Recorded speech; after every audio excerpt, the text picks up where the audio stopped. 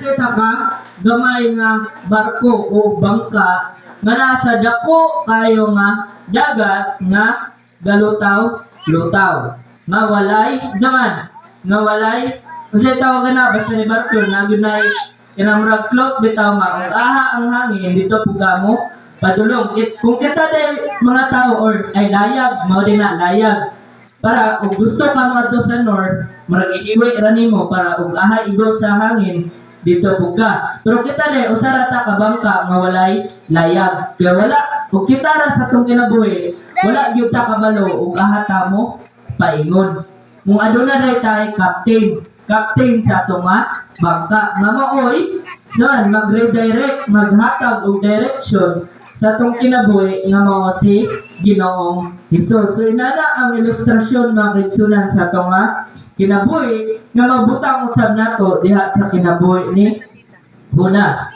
So grabe kayo ang Ginoo mga kaigsunan, no? Maskin kita di ay mulapas sa kabubuton sa Ginoo, ibutang juday ka sa lugar kung aha gyud kanya angay ibutang.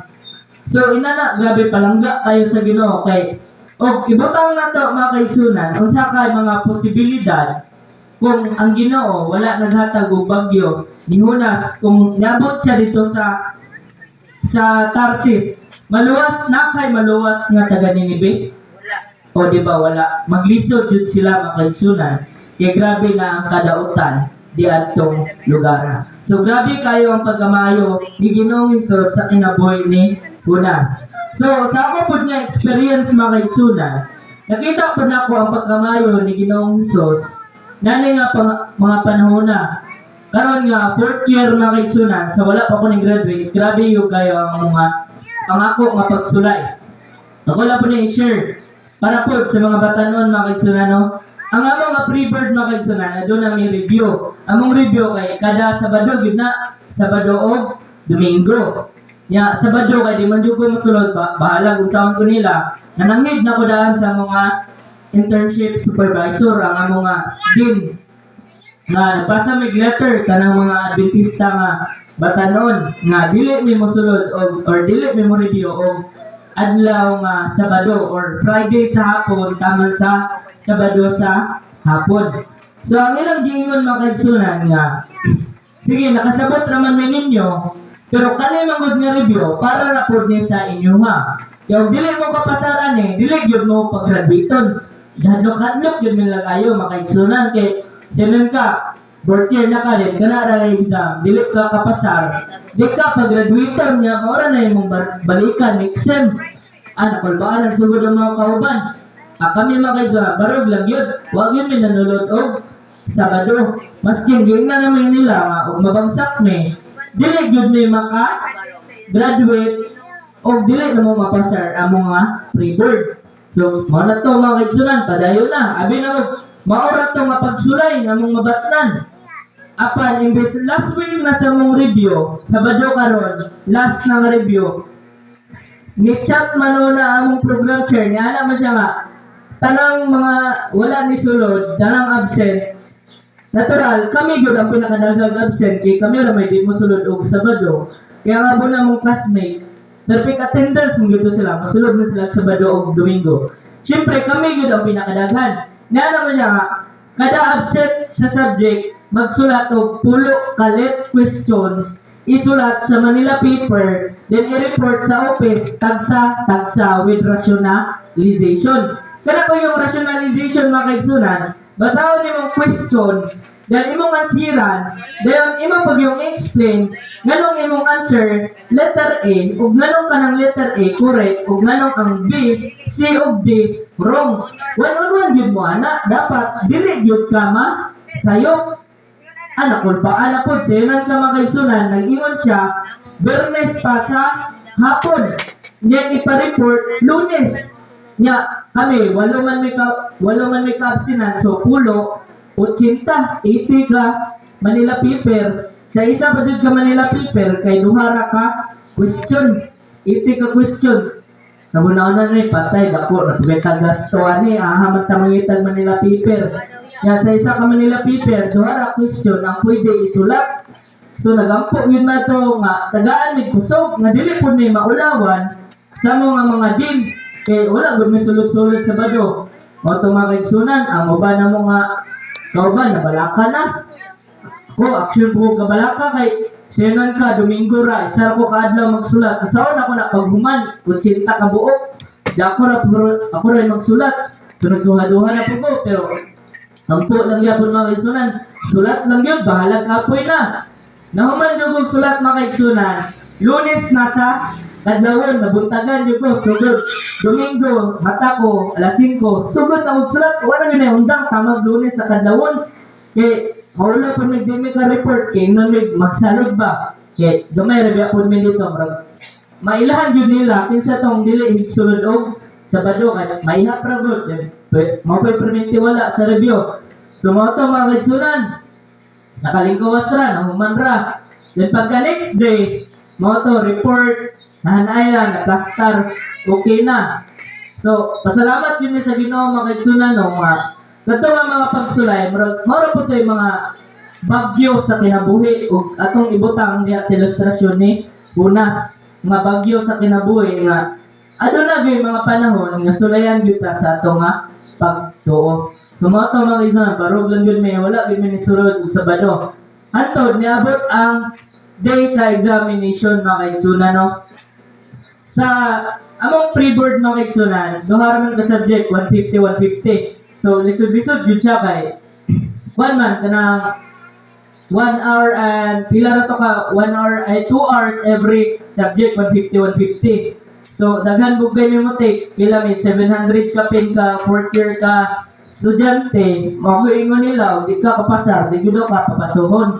So, napoy sagol ka kulba, mga kaigsunan, no, kay wala bugay review, Sabado, Domingo ra. Pero, ubang adlaw, mag-review po may mga kaigsunan para makapas. So, dala nga may experience mga kaigsunan, dako kayo akong pagpasalamat sa Ginoo sa pagtubag. Kay katong halos tanang wala ni review og Sabado, mao manoy nakapasar ang imbes pila 700 butang nato sa mga major sa elementary 67 may kabuok ang nakapasar 20 ra nya sa uban pod nga majors halos katunga gyud pod ug katong halos pod nakapasar katong mga Adventista nga wala ni sulod og Sabado. So mo gyud ang giampo nga Lord ayo gyud may pakaulawi kay ingnon niya may nga na di man mo sulod og Sabado bagsak noon. So nag-ulaw pud kay sa mong part nga wala gyud may sulod di pa jud may kapasar. Murag nanikamot yun nga Lord ayo ba pud may pakalawi kay wa may sulod-sulod murag ako yung gidumdum ato the Matthew 6:33 nga seek ye first the kingdom of God and all these things shall be added unto you. So pag gawa sa result nakapasar man yun may halos wala nag-review og Sabado. Dahil akong classmate ko mga kaigsunan, sige pangutanan ako. Di lang yung review sa Sabado bili. Nagkalisod raban ako, sige lang good. Dahil pagkasunod, namutana siya, siya nakapasar kabili. Ako, na, kung isulod ko sa Sabado ito, paminaw ako, di ko kapasar. Sakto rin yun ay, ako nisulod. Nanak ko, nilang kay halos good ka, tunga rin ang wala nakapasar sa mua. Mga mga kaigsunan, na pinaali din na gamiton sa tasa Ginoo nga maka-mensahe sa ubang tao, nga makita nila nga nakapasar manunto sila nga di man to mo review sa Sabado nga kami ani nga why absent wala noon. So inana ba nagyoy mga panahon mga kaigsunan nga mabot sa tong kinabuhi nga nakaingon ta nga pagsulay apan kato nga pagsulay panalangin di ito sa uban. Then plus points pag yun na mga kaigsunan na-appeal pa yun sa top sa pre-board. So dalaygon kay ang Ginoo no murag nakayon ko nga og ibutang gyud nato sa sakto nga ato nga mga direction sa kinabuhi nga dili gyud ta moingon nga sige lang mobawi ako sunod mahuman ni exam murag usahay makalimot ta sa Ginoo. Kaya og narete pagsulay makigsunan ay ma-overcome nimo na nga pagsulay grabe kayo ang imo nga pagpasalamat sa Ginoo. So mo po na ako na experience makigsunan nga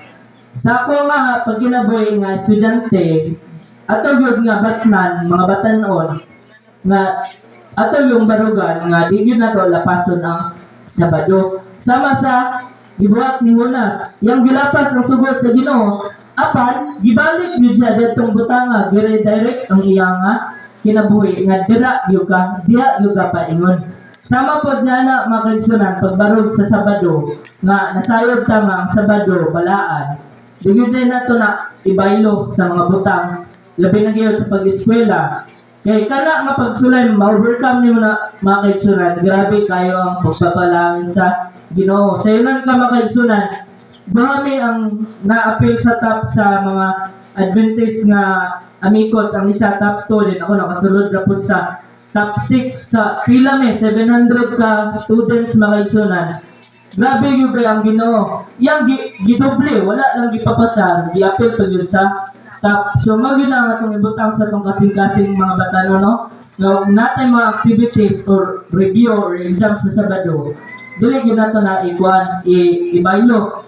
Kabot ana sa unahan, grabe, doble ang panalangin nga hatag sa Ginoo. So mao pala akong nabatian nga kung sa ang direction nga ihatag sa Ginoo ato yun na siya nga barugan. So nani nga kabuntagon makaigsunan ang bersikulo nga akong nga ibilin makaigsunan sama sa storya ni Jonas nga Matthew 6:33, seek ye first the kingdom of God, and all these things shall be added unto you. Ang Ginoo magapanalangin ka natong tanan og happy Sabbath. Amen.